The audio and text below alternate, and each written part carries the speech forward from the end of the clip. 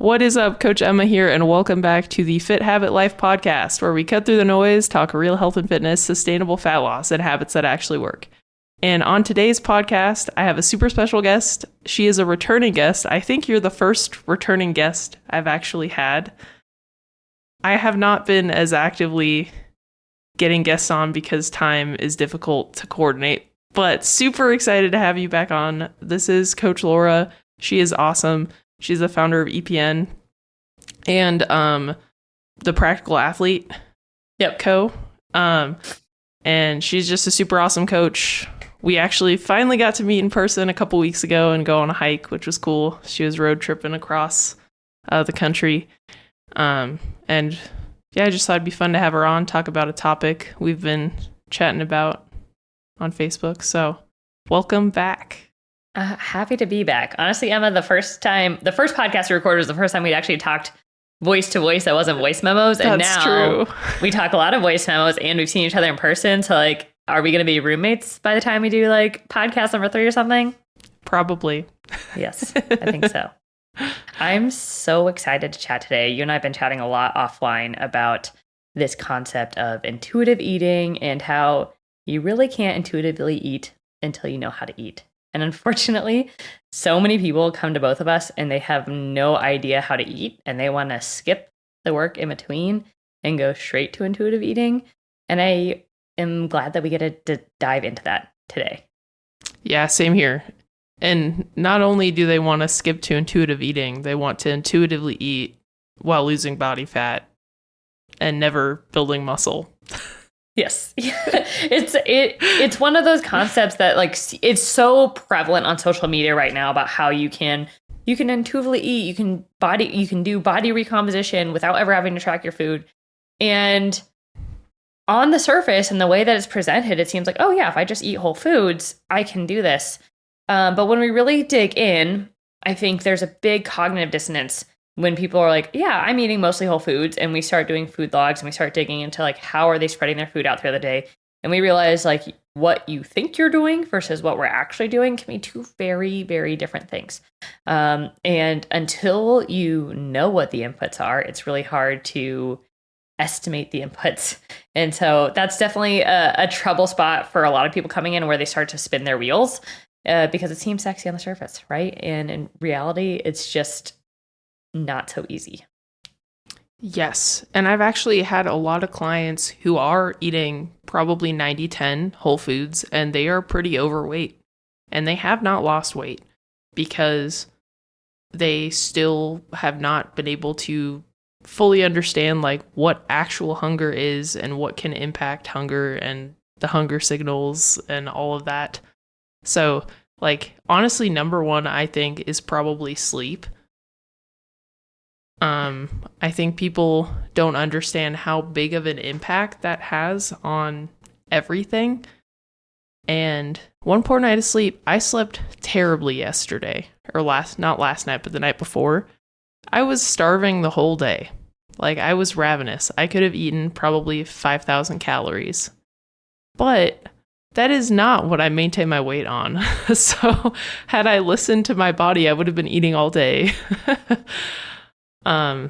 And so that's like probably one of the biggest things I've noticed. And a lot of the clients that we coach, their parents, they have kids that wake them up in the middle of the night, or, they have a demanding job, but also kids and other fun things that impact sleep quality, maybe, emotional stress at home, or late nights with the spouse because that's the only time they have together. So yeah, there's a lot that goes into hunger cues outside of just food. So like, as you said, sleep. And what I'm going to add is meal timing. Meal timing, yes, when it comes to affecting your hunger cues is huge. Especially a lot of our clients come from a background of saving calories for later because they're afraid they're going to run out. And they don't understand that 3:00 snack tornado that they have when they're trying to make dinner and pull all the things together, and they find themselves like eating every snack that's supposed to go in their kid lunches. And they're like, I just have a decimation of all these little snack packs while I'm making dinner because I'm so ravenous. And that's a big part is because we saved all these calories for later and we've built up a big deficit throughout the day. So you can eat at maintenance calories and still be hungry if that timing is off. You can eat at maintenance calories and still be hungry if your sleep is off. And so understanding those inputs is really helpful when it comes to assessing hunger cues. Yes. Yes. And like you were saying, like a lot of clients will like save calories for later in the day or that sort of thing. They also, eating that much in a sitting impacts your sleep, which then creates that cycle. And sometimes like I work with a lot of business owners, and a lot of the men that I've actually worked with, it's like they just don't really eat breakfast. And then maybe they have a protein shake or like go out and grab a quick bite to eat or something at lunch, not as many calories as they need. And then they eat like an asshole at night, and then they don't sleep well, and then they're still not hungry in the morning. And it's like this constant cycle over and over again. So not only is the meal timing a thing, but the meal timing also affects the other inputs that affect your hunger signals. Yep. And then along with meal timing is meal composition. So like what is in each of these meals? If those meals, so I like to think of it as a balanced plate. You got to have a protein, you got to have a fat, and you got to have a fiber. If, Emma, are you a sushi eater at all? I used to be, but I've had gut issues, and I also live in Utah. So where's the fish coming from? So, but yes, in theory, yes. Okay, in theory. So for the sushi eaters, or I'll call it your in the house, if you've ever just eaten sushi without any of the extra accoutrement on the side, you're usually hungry 2 hours later. You can eat 800 calories of protein and straight carbs, but if there is no fiber and fat, because sushi is just protein and carbs, there's almost no fat in it. There's almost no fiber in it. If you eat a really dense whole foods, it's just rice and fish, but there's no fiber or fats along with it, that's going to digest so much more quickly than if you throw some edamame, if you have some avocado in there. That sushi is you're going to be less hungry with that same 800 calories if you change that composition slightly. So thinking about that of, is this meal balanced? Does it check all 4 boxes of having an adequate serving of protein, a bit of fat in there, a good serving of fiber, and some carbohydrates? 2 meals, entirely different outcomes when it comes to hunger management and hunger signaling a couple hours later.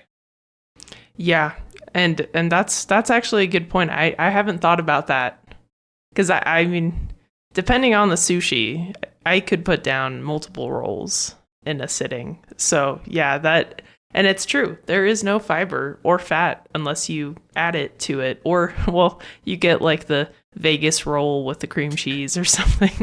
That's not real sushi, though. that is Americanized sushi. But yeah, if you can add some edamame on the side, or make sure you get one with an avocado in it. Or I love to get a spring roll with avocado in there. And then you're like, oh, I've checked the vegetable box too. But yeah, meal composition makes a huge difference. It really does. And I think, well, part of it is quick digesting, but part of it too is if you're not eating enough protein or fiber with your meal, then you're not getting usually enough micronutrients as well, because usually the meat and the vegetables and the fruits have most of the micronutrients that your body needs, and that also plays a role in, fullness or satiety. Like, I've eaten, a big piece of cake or a donut or whatever, which that could be 500 to 1,000 calories, and I've still been hungry after because there are no micronutrients in there, and that also affects your signals, because your body's like, I still need this stuff that you didn't give me. Which is where, like, I think a lot of the influencers, like, pushing, like, oh, just eat whole foods. It's like, that is better. It is better because there's other things in there that affect your signals, but it doesn't quite lead to the result necessarily if you don't understand the other things. Exactly. One other thing I'll go with in that meal composition piece, and this is not my analogy, but one of the gals on my team, Carly, shared this a couple months ago, and it's been really impactful, and she calls it the kitchen sink analogy. So if you put your plate of food in the kitchen sink, how quickly, if you're just running water over it, is it going down the drain? So if you put a bowl, protein shake, that's gone in 10 seconds, right? Yeah. So think about how that digestion flows. And a lot of people reach for things in the morning that are like Greek yogurt bowls or protein oatmeal. Like, oh, that's got to be good breakfast, right? But if you think about how quickly is that water going to break it up and put it down the drain, that's how quickly your digestion system is processing it. And so then when we swap for things like eggs and breakfast sausage or a turkey hash or something, I mean, you're going to be running water over that for a long time before it goes down the sink. And so when we think about things that are the same caloric and macronutrient and maybe even nutrient density, but are essentially pre-digested because it's been blended or cooked, or you're throwing pre-digested protein powder into your oatmeal, that's going to go down way more quickly than if you have to masticate and chew that food and then digest it. So when we think about how do we build a meal that helps understand like what your hunger cues are, we need to start making those tweaks and think about it as like, how quickly is this going to get digested on it? And like, I'm going to give an example of one client who sticks out really clearly in my mind because this was like a 1 week turnaround, and she was eating 99.1 whole foods. But wow, her meals, breakfast was this like really nutrient dense smoothie. She had like berries and avocado and everything, but it was all blended up. And that was her breakfast. And it was maybe like 600 calories or so in there. And then lunch, she had a Greek yogurt smoothie bowl with like some acai and a couple other things on it. And then dinner was a big salad. And she was like, I'm just so hungry all the time. And we were trying to find maintenance, but she was definitely gaining and was eating a surplus at that point. And her maintenance calories was like maybe 1900. I was like, cool. Karen, here's what we're going to do next week. I want us to change all these things. Again, she was eating probably 8 servings of veggies, 6 servings of fruit, a good source of like, had some salmon, had some like all the things in there. And I was like, here, do this instead. We're going to have a turkey hash over sweet potatoes for breakfast. I want you to move that salad you had for dinner. We're going to make that for lunch. And then we're going to put, I can't remember if like it was a banana or it's like some sort of carb source on the side. And then we're going to have like some grilled veggies and like a burger for dinner. Exact same macro composition, completely different when it comes to digestibility. And so last week she was ravenous. This week she was like, I can't eat this. This is too much food. And it's like almost 200 calories less. But you're like, okay, well, this is the same, like same, but the how long it takes to digest is a massive factor. The volume piece is a massive factor. If you're blending it, all those fruits and veggies up into a shake and like compacting it down to like 12 fluid ounces, when normally it would take up an entire plate, and you now have to chew it and digest it, that's a big difference. And so when you're thinking about that meal composition piece, this is how you can eat calories and be really, really hungry, same macros, or be absolutely stuffed and still eating whole foods too. Yeah, and that's actually a great point. Like you were saying, like part of the digestive process is actually chewing the food, and that actually sends a signal to the brain to release particular enzymes and start the digestive process. And if you're already eating things pre-digested, then you're not getting those signals, and it's gonna, like the sink. I love the sink analogy. I hadn't heard that before. That's gonna make everything go through your digestive tract way quicker, and it's not gonna keep you full. So that is a great point. And personally, this is why, like in general, fat loss phase for most clients don't recommend any liquid calories of any sort, because that's going to make you way hungrier. Personally, I don't like to drink my calories, just my coffee in the morning. That's the only thing, because I like to eat food, and I can physically eat more food even if it's the same if I make those swaps like you were saying. So that's a great point. I like that. Yeah. So liquid calories are for coffee and performance. outside of those things, I'm not a big fan of drinking them until you're in a build and you're like, I cannot possibly eat any more food. Yes. If you're in a build and you're like, I can't eat any more food. That's when I like to employ the protein shake, is because we have to override those satiety signals and be like, all right, I'm going to have my little orange juice mixed with protein powder because it's going to be easier to get that protein than trying to like eat all this chicken and beef. Yes. Yeah, totally agree. And that's when, too, I have like some clients that there's another thing too with the listening to your body signal, other side of the coin, where I've had some clients with long history of eating disorder, and the signals that their body is sending is to protect them. And they've been used to eating 1,000 to 1,200 calories a day. That is for sure not their maintenance. That is no adult's maintenance calories unless you're 70 pounds or something, which even then, probably not. So, and that's when we would go against some of the stuff we're saying now. It's like, well, we actually need to hijack those signals, because the signals that your body's sending you, they're doing that because you've made it do that. And we need to correct that by actually stimulating your appetite. So maybe you're just eating, liquid calories or a bowl of oatmeal without anything else, or, protein shakes throughout the day or something of that nature, carbs without any fat, to stimulate your appetite. But anyway. I mean, actually, along that same line, though, how many of our clients have come to us from an intermittent fasting background and they look at breakfast food and they're like, ugh, I don't want to eat breakfast. So in those scenarios, they're like, I'm not hungry at breakfast. But then you see it at that 3 or 4 o'clock time frame. They're like, I was just so ravenous, I had to have a snack. But they're not connecting that 3 to 4 p.m. massive hunger spike is because we've been skipping breakfast for so long. And in those scenarios, I will absolutely go, hey, like, what is the maybe more easily digestible thing that we can start with in the morning as we start to stimulate those hunger cues and work towards a more satiating breakfast. But I know that if you get something in the morning, it's going to be better than the nothing, and it's going to start stemming the tide of those afternoon snack cyclones. You just have to start like trusting the process of going, hey, like, if you eat a little bit more in the morning, those are going to get better, because that is a direct correlation, even if you're not hungry early in the morning. Because your body, if you skip breakfast and then you're like, oh, I just had like a salad for lunch, you have created a massive intraday deficit, right? And so this is where like trusting those hunger cues or intuitively eating can really do you dirty, because you don't know to link that 3 o'clock piece to breakfast, or you have now trained your body to have an eating pattern in a way that doesn't actually align with how you need to eat to regulate hunger.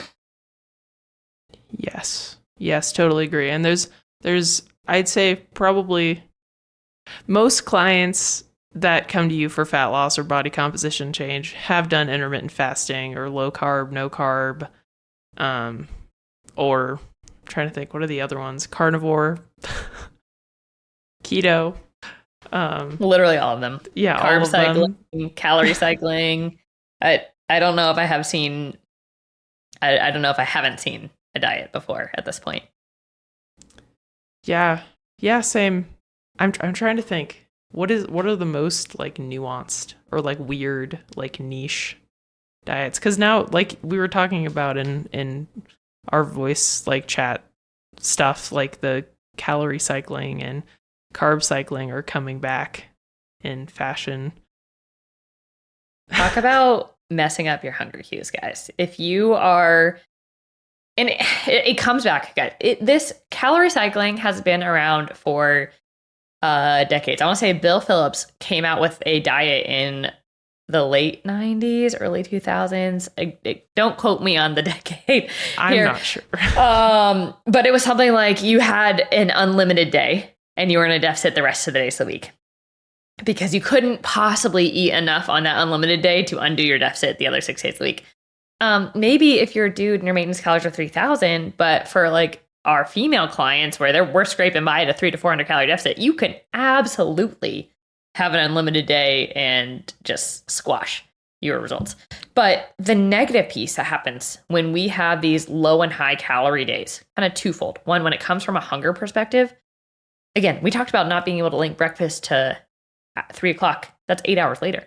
When we're talking about what I would like to call boomerang hunger, there are many times, like, especially in the crowd of people who are like, oh, maybe I'll just skip dinner because I'm not that hungry. I'll have a light dinner. And they don't recognize that that's skipping dinner, or like just having one little baby piece of salmon and trying to like white knuckle through that last meal means that the next day they're going to be even hungrier. Like, it almost always without fail shows up 24 to 48 hours later, and you're like, I have no idea why I was so ravenous. I'm like, could it possibly be that you skipped dinner and ate 1,100 calories yesterday? Oh, no. Yes.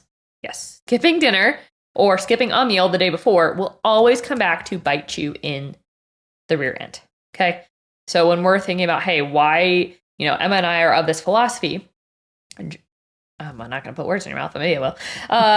We're of the philosophy that, generally speaking, you should be eating within the same calorie range across the week. Unless activity is broadly different, your hunger regulation is going to be much better day to day if you eat in a similar eating pattern day to day. You can train your body to be like, hey, I eat breakfast at 8 and lunch at noon and dinner at 6:30. Like, we can train your body to do that. But if it has no idea when the next meal is because your eating pattern is not a pattern, it is just all over the place, then your hunger cues are also going to be all over the place, and you are going to have a very hard time regulating hunger in that spot. And it's also why, like, a lot of shift workers who have to flip-flop days and nights, that is a really hard population to work with to get these under control, because they're lacking sleep.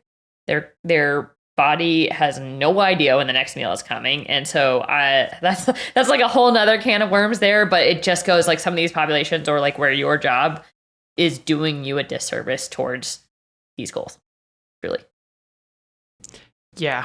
And that's actually the other big thing about sleep, and why sleep is so important, is it does affect your body's natural rhythm of everything, like your hormone rhythm, your circadian rhythm. That's like your body's biological daily clock. That's impacted by sleep time, which is why night shift workers have probably the hardest time changing their body composition, because they're basically jet lagged every day. And so when you go to sleep, when you wake up, when you eat, when you train, when you do your normal day-to-day stuff, that impacts hunger. And hunger impacts, and when you eat, impacts the other parts. So it's kind of like this cycle. So yeah, that's, and with the whole like calorie cycling and carb cycling things, I've implemented it. I've done it in some capacity, not for fat loss necessarily, but like to push performance.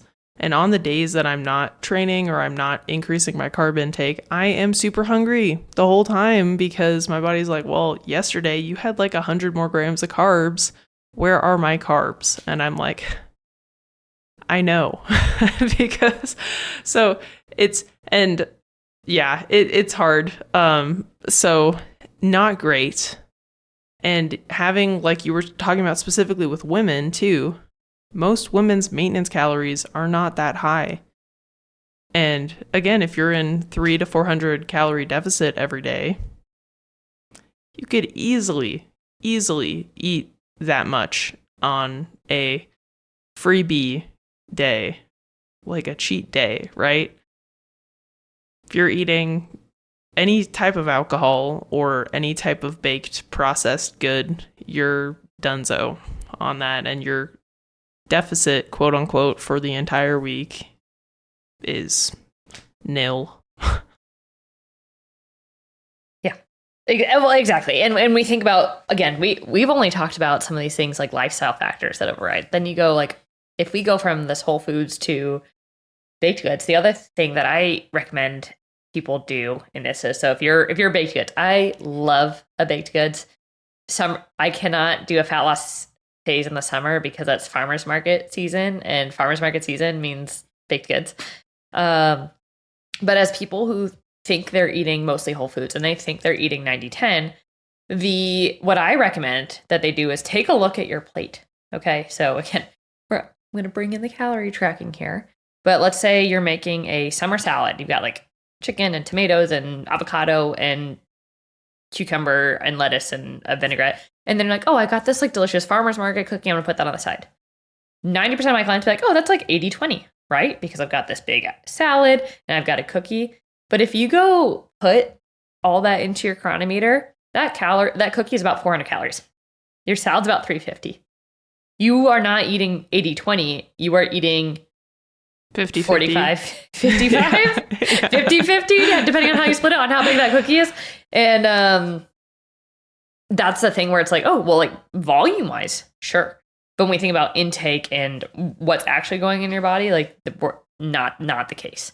And so that's when we talk about why that intuitively you might think that's 80-20 because you have never tracked that before to understand, oh, that's why I'm still hungry afterwards, because I really only got 300 calories of whole foods and like 400 calories of super high hunger. Oh, I was going to say satiety.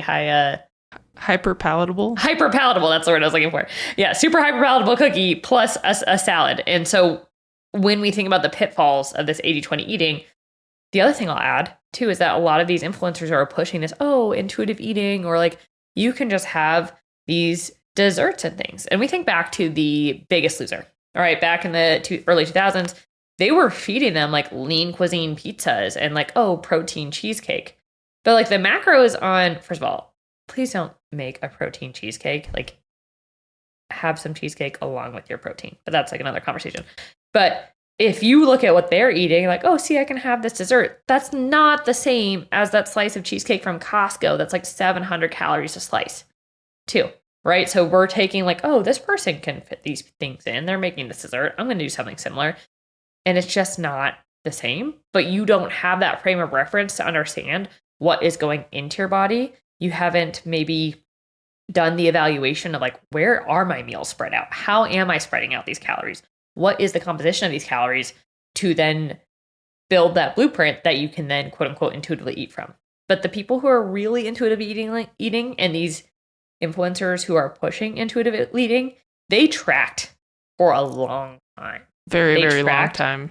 And then they go, every single plate I eat needs to look something like this. And they've got maybe, their own pie chart on their plate that's this much protein, this much veg, a little bit of carb.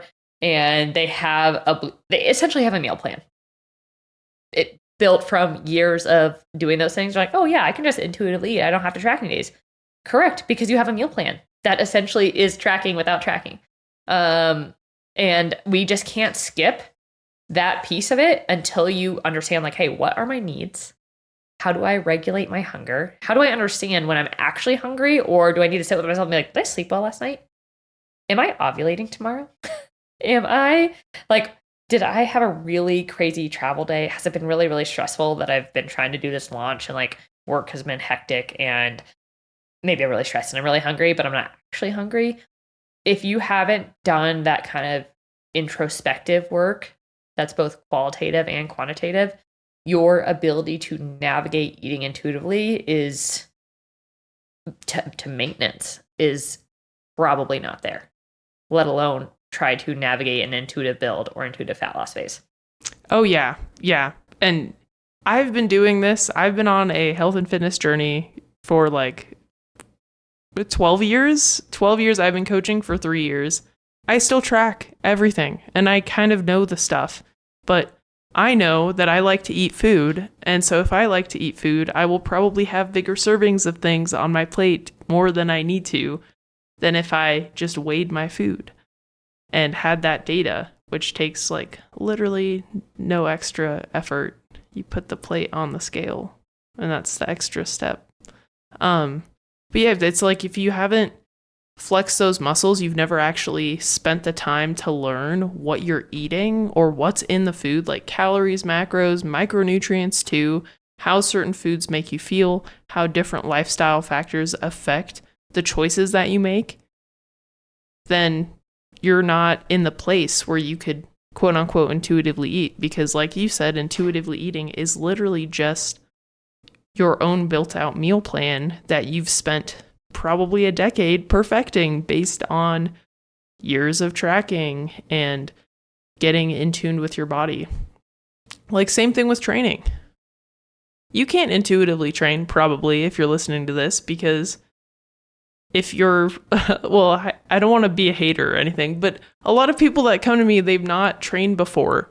And so if you've never trained before, you intuitively training is not training. It's sitting on the couch or, which is fine. That's, stepping stones. But I don't even intuitively train. I can't even do that. I've been training for 14 years. I've been lifting weights for 14 years. Half of my life I've been lifting weights. And I still need a plan and a structure and writing down like the weights that I did the week before to make sure I'm pushing the intensity and progressively overloading. So it's kind of the same thing. And then with like finances, like, do people just intuitively budget? Obviously not well, based on the state of the debt of the American people. I think they try. They try. No, even like most people I know, like, they don't intuitively budget. They that are financially responsible. I mean, there's some people that I know in my life that are very successful to where they don't have to worry about budgeting anything. But then the people that I know in my life that are like me and not in a place like that, we budget. We check our, whatever thing you use to budget to make sure we can afford this trip or this thing or this night out to eat. You don't just do it and then just hope for the best.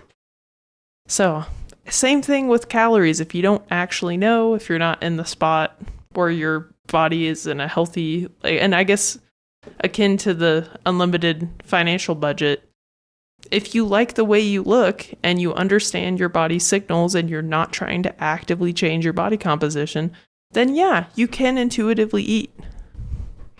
But that takes years of learning and effort and time to get to that point. And intuitively eating is often just tracking with a different lens, right? So yep. Emma and I like to track. I bet I'm gonna throw Emma a bone here, and I bet that she could maintain her body weight and hit her protein regularly if she decided to stop tracking today. And I know that I could too. But what am I gonna do? I'm gonna okay, well, usually at 2:00 in the afternoon, I'm like, I kind of want a snack. Do I have to have a snack? No. But do I know I can fit it in if I just throw it in Chronometer? We're like, oh yeah, I can totally have a Olipop and some dried figs.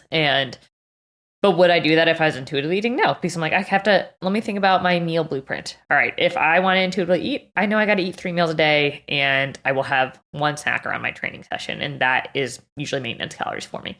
And if I'm quote unquote intuitively eating, then there's not going to be those freebies in there or fitting something in. I'm probably going to eat actually less sweets than I do right now.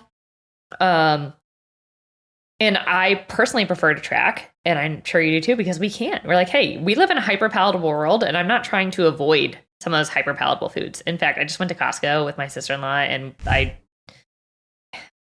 she's got a lot of stuff. It's dangerous.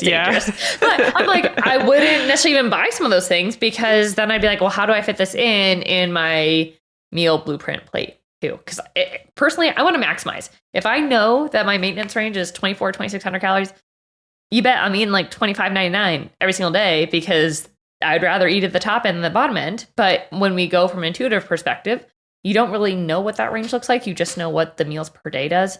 And you may short yourself because you're not going to try and squeeze those things in. Or you are, and then push yourself into a accidental surplus. And while we can, it's just, again, tracking by a different ruler. So it's, I have the number of meals I need to eat, or how many times a day I need to eat, or what do those meals look like? And that's your new ruler. But it's not really intuitive. Yeah, no, it definitely isn't.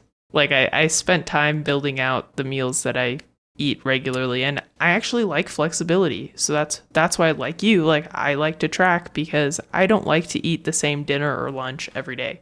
Breakfast, yeah, I have the same breakfast every day. I love it. It's great. But I like a little bit of flexibility later in the day. And if I want to go get ice cream with some friends, or we went to the movies last week and I got a medium-sized popcorn, I don't have that often, but I want to enjoy the whole thing and sit and watch the movie and eat my popcorn. But if I'm intuitively eating, it would be really hard to do that. Because it's like, how would I fit that in? I have no idea how many calories that is. Now I do. I think it's like 700 plus calories. And that's an estimate. I don't put the extra butter on the popcorn, but it's a lot. It's pretty big, and it's a lot more flavorful than the one that I make at home. So it's probably at least double. Well, we need to be friends on Chronometer because I have created custom movie theater popcorn entries for all my clients. So yeah, that is great. It was some deep internet digging to make that. Okay, yes, I will add you after this. Yeah, and I mean, like, another example, Easter was like a week and a half ago, right? Who had treats on Easter? I did. Did you have some the next couple days? Probably, right? I'm not throwing away leftovers. No. Well, okay, I know it's Easter, but there was a whole thing like on Black Friday about throw away your Thanksgiving leftovers. In this economy, who can afford to throw away Thanksgiving leftovers? Why would you do I'm gonna that? eat that. Because they're not healthy. Like, you know what? I'm gonna eat that entire tray of gluten-free stuffing over the course of the 6 days post Thanksgiving. Like, yeah, I'm not wasting that. But if I get tired of food, but my husband, he ate all the things for Thanksgiving. Easter, my mother-in-law made a carrot cake. He had it every day for breakfast. With protein, of course. I think for like 5 days. Also, carrot cake, holy crap. I think the piece, because on Easter, I didn't track that dinner. I left room. It was just, one meal. And then the next day I found the recipe and we had the leftover carrot cake. One slice that we had, I think, was like 800 calories. And I weighed it out the next day when I had a piece and I was like, this tiny piece is 400 calories. I had like 2 times that size. And until you track, you don't know this. Like, you don't understand it. And now I do. I know what's in it. And I was like, oh, crap. Okay. But I'm glad that I track because then it allows me to have these foods on occasion and still feel good, but also not feel deprived. Like before, I would not allow myself to have any like super sweet things or any non-Whole Foods foods. Like I was very restrictive. And it was not fun. It was not fun. It's fun to have a piece of carrot cake and go to the movies and get fun things at Costco and summer pastries, And if you want to intuitively eat to maintain your weight, you probably can't eat those things. Yeah. Or they're going to be few and far between. Yes. And so when we think about, okay, the case for intuitive dieting, that's where it actually gets harder. Because when we think about how we manage fat loss for our clients, we go, hey, I'll tell my clients, eat a piece of chocolate with lunch and dinner. Just make it a smaller serving because you're going to feel a lot less restricted, or make it, 1 square instead of 3 squares, or like whatever that looks like. When we start to impose even more rules around what we're eating versus focusing on high satiety, higher blueprints, you may feel so restricted that you burn out of trying to do it, or you go so far. So I recently had a client of mine get some guidelines about how to, she sent me over and she was like, hey, I saw this, and it's like how to intuitively be fat loss. There's all these swaps to make. And I was like, this is great if your maintenance calories are like 500 less than they are. And her maintenance calories are like close to 3,000 because she's tall. Oh, and wow. Yeah, and very active, like 15,000 steps a day, and you're 5'11", like your maintenance calories are higher. And I was like, if you followed this, and it was like no starches, use only spaghetti squash or rice cauliflower. It was like only use light almond milk or light coconut. I'm like, if you followed this blueprint, you're gonna be 1,800 calories, 1,900 calories, unless you're eating like an entire half of a spaghetti squash at a meal, and like you were gonna be too hungry. Like these aren't like. For some people, this might be a good swap, but like for you actually need a little bit more carbs in your system, where this is gonna you're gonna burn out real quick, or you gotta eat like 4 meals a day, because that intuitive meal blueprint plan isn't gonna work for you too. And this is where understanding your intake is also really helpful because, generic swaps may not make sense for you. Or for our clients who are really short, on the other hand of the spectrum, whose deficit calories are really low, that might not be enough of swapping. And so understanding where your home base is and where your maintenance needs are is really, really, really important, because we can't jump to third base without like 7 in the batter's box. Yes. Yes, totally agree.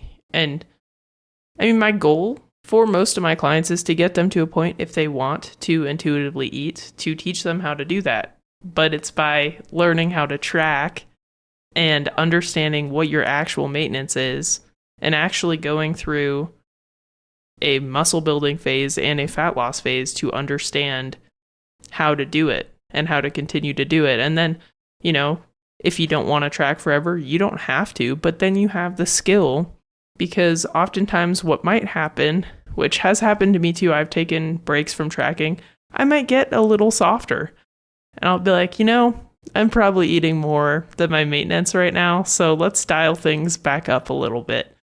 And then from there, you have the tools and the skills, and you're able to do that. But like you said, you can't just skip steps. Or, I mean, it's going to take forever. It's not going to be effective, and you're just going to be beating your head against the wall because you don't actually know if you're making progress. And you probably aren't, because you probably haven't connected to all those little things that we've talked about. Exactly. And I think the thing that I want to kind of throw in here is, so many times people approach us as newer to understanding like what nutrition coaching is. And they're thinking back to like macro coaches. And Emma, you and I are not macro coaches. The first 2 months of working with us are going to be really intensive, knocking out everything we talked about in the first 30 minutes. We are looking at your hunger cues. We're looking at your meal composition, your meal timing. What do each of those meals look like? And what foods do you like to eat? We're not giving you a meal plan. We're going, okay, what do you like to eat? And like, here's an example of how we can maybe phase this differently to better support your hunger cues. And it's not a macro conversation. It's like, how do we accelerate eating nutrient-dense foods in a way that works for you, in a way that works for your schedule? And then we build that out for you so that we can build that foundation. And it's going to be 1,000% faster than the self-trial, because I guarantee you probably hadn't thought about one of the two things that Emma and I talked about in the first 30 minutes. And you're going to go, oh, wow, okay. Never thought I could eat that way. Or I've never heard about that. I've never heard of the kitchen sink. I didn't realize sleep affected my hunger. And when you start to put all those pieces together with our help, our goal is to accelerate that process. Not saying you can't DIY it. You can. It just might take a lot longer because you haven't looked at thousands and thousands and thousands and thousands of food logs like we have, or had these conversations or had that troubleshooting aspect. So we're here to help accelerate that process so that you understand what to eat, how much to eat, and how to do it flexibly in a way that works for your lifestyle. And so when we're talking about hunger, that's our goal here, to help you guys communicate that, but also how we help you do that in the one-on-one setting as well. Yeah. And not only have we coached clients through this, but both Laura and I had our own experience and journey, which is what drove us to becoming coaches. And I don't know about you, but I struggled for a long time, like a long time. That's why I said my fitness journey is like 10, 12 years now. And I am young, I guess, generally speaking. It's like been half of my life. But I wished I had known some of the things that I know now, or having, and I'm sure you do as well. But that's why we're great coaches, because we've been there. And so we understand exactly probably what you're thinking and going through, because we were there at some point too. Yes. I don't think any good coaches come from a background of not having their own journey. I mean, truly, we've navigated quite a bit. Coming off the collegiate athlete into like real world desk job is like a big whiplash in and of itself. And then you throw in some gut health, and at least for Emma and I both too. And I'm not going to put words in your mouth here, but for myself, following a lot of the guidance in the post collegiate era for me of like how much to eat did me dirty a lot, because from an activity perspective, from a muscle perspective, I needed a lot more calories. And so I was in that, okay, I have to eat closer to 2,000. And I would be like, why am I struggling? I don't even diet on 2,000 calories now, like 15 years later, but I tried to eat that as my maintenance calories for a long time when I first started tracking. And I didn't know at the time. We've learned a lot now in the last 16 years. But I didn't know at the time that people's maintenance could be higher because it's just like, 2,000 what you're supposed to eat in a day. No. And like that's a big frustration point. And you go, once you learn what it is that you need to manage your hunger cues and maintenance, like life gets a lot brighter. Yes, it definitely does. It definitely does. And yeah, I didn't track calories for a while. I just did like whole foods. I did no carbs as an athlete in college. Dumb.